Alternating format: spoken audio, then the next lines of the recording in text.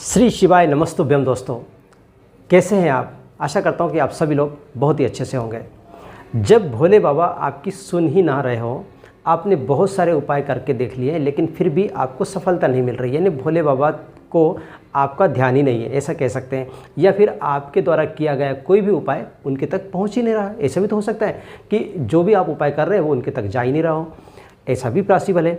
तो जब आपने तमाम उपाय कर लिए हैं लेकिन कोई भी उपाय का फल आपको नहीं मिल रहा है, चाहे फिर आपने 16 सोमवार का व्रत क्यों न किया हो, चाहे आपने फिर पशुपतिनाथ के व्रत क्यों नहीं किया हो, चाहे फिर आपने बेलपत्र क्यों न चढ़ाई हो, चाहे आपने 2 लोटा जल क्यों नहीं चढ़ाया हो, सारा कुछ उपाय आपने किया है लेकिन अभी तक सालों हो गए आपको, अभी तक आपको उसका परिणाम, उसका फल प्राप्त नहीं हुआ है।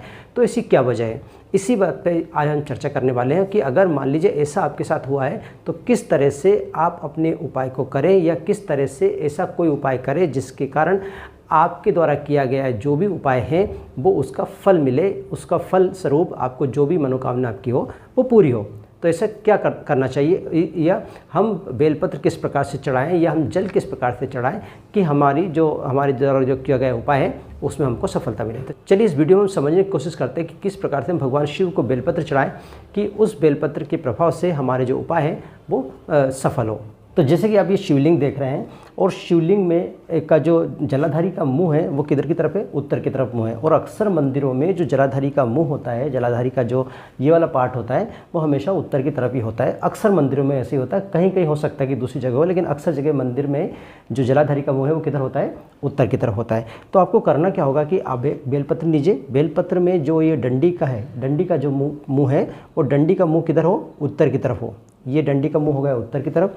फिर आप जो शिवजी के ऊपर शिवजी के ऊपर जो बेलपत्र चढ़ा रहे हैं, उस बेलपत्र में जो डंडी है उस डंडी का मुंह भी किधर होना चाहिए, उत्तर की तरफ होना चाहिए। देखिए आपने क्या करा है कि जो अशोक सुंदरी के ऊपर जो बेलपत्र चढ़ाई है उसका मुंह भी आपने किधर करा है, उत्तर की तरफ करा है। उसके बाद जो आपने शिवजी के ऊपर जो बेलपत्र चढ़ाई है उसका मुंह भी आपने किधर किया है, उसकी डंडी का मुंह भी किधर किया है, उत्तर की तरफ किया है। आप जहाँ बैठे हो, जैसे ये आप बैठोगे यहाँ पर, इस जगह पे बैठोगे यानी इसके ठीक पीछे, तो आपका जो स्थान है वो कहाँ हो गया, आपका स्थान होगा दक्षिण की तरफ, और आपका मुंह किधर हो गया, उत्तर की तरफ। तीनों चीज़ों का मुंह उत्तर की तरफ है, यानी कि जो आपने अशोक सुंदरी के ऊपर बेलपत्र चढ़ाई है उसकी डंठल का मुंह भी, उसकी डंडी का मुंह भी उत्तर की तरफ है। शिवजी के ऊपर जो आपने बेलपत्र चढ़ाई है उसकी डंडी का मुंह भी उत्तर की तरफ है, और आपका मुंह भी उत्तर की तरफ है। आप बैठे दक्षिण की तरफ हो लेकिन आपका मुंह किधर है, उत्तर की तरफ है।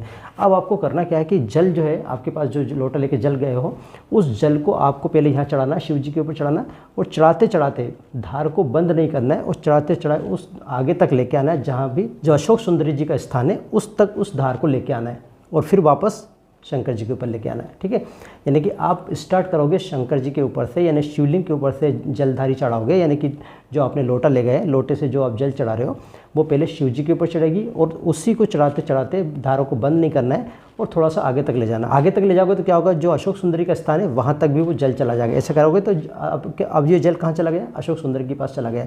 तो आपको वही जल की धारा जो है वो अशोक सुंदरी तक ले जाना है, और फिर वापस शंकर जी के ऊपर लेके आना है, और पूरा जल शंकर जी के ऊपर चढ़ा देना है। अगर इस तरह से आप बेलपत्र का उपाय करते हो, इस तरह से अगर आप जल का उपाय करते हो, तो आपका जो भी काम है, जो भी मनोकामना आपकी है, या जो भी काम आपका अटका हुआ है, या फिर आपका कोई भी उपाय पूरा नहीं हो पा रहा है, उसका फल आपको नहीं मिल पा रहा है, तो इसकी मदद से आपको जरूर मिल जाएगा। आशा करता हूँ कि ये उपाय आपको अच्छा लगा होगा। अगर उपाय अच्छा लगा तो प्लीज़ लाइक कीजिए, शेयर कीजिए, और हमारे इस चैनल को सब्सक्राइब करना ना भूलें। आज के लिए बस इतना ही, मिलते हैं नए विषय के साथ। तो आप रहिए खुश और मुझे दीजिए आज्ञा। जय हिंद।